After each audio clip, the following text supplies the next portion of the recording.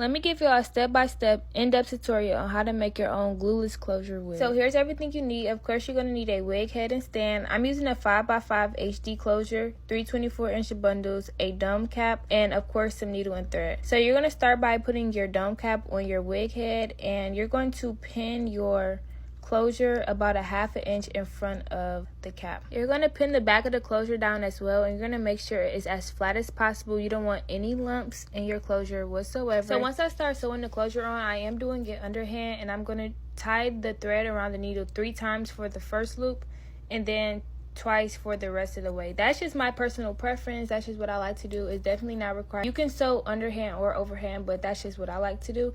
I'm doing the same thing all the way around till I get to the end, and I'm just tying a knot. Now we have our closure sewn on, and we're going to start sewing on our first bundle. So for the first bundle, I do like to pin it down just so I can see where I'm sewing and where I want the placement to be and everything, and I do double weft my first 2 bundles. So to start off, I'm going to put my needle through my double wefts and pull the needle through, and then I'm going to put the needle through the dome cap. Do not put the needle through the elastic band that's attached to the dome cap, but through the mesh part.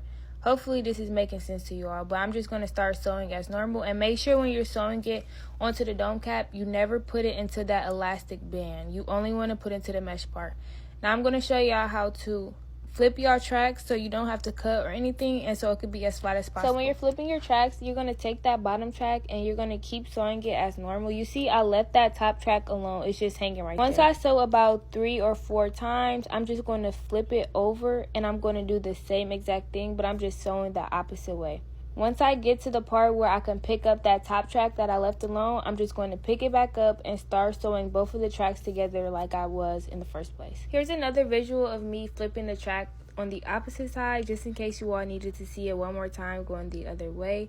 But I'm just doing the same thing. I'm sewing that bottom track, and then I'm flipping it over, and I'm picking up that top track when I start going the opposite way. So this is our first bundle. This is how it looks. You're going to do the same exact thing for the second bundle and the third bundle. But the third bundle, I do not double the weft. Once you're done with all your sewing, you're just going to cut up that excess cap that's under the closure. And I did customize the closure a little bit. I did a little bit of plucking. This unit will be for sale if anyone is interested in purchasing it. But thank y'all so much for watching. Hopefully this helped you all, and just let me know if you have any questions at all. But yes, get into the hair. Super cute, super tea. Y'all can really make this at home. You do not have to be a professional to make this at all. So yes, thanks for watching again. Bye y'all.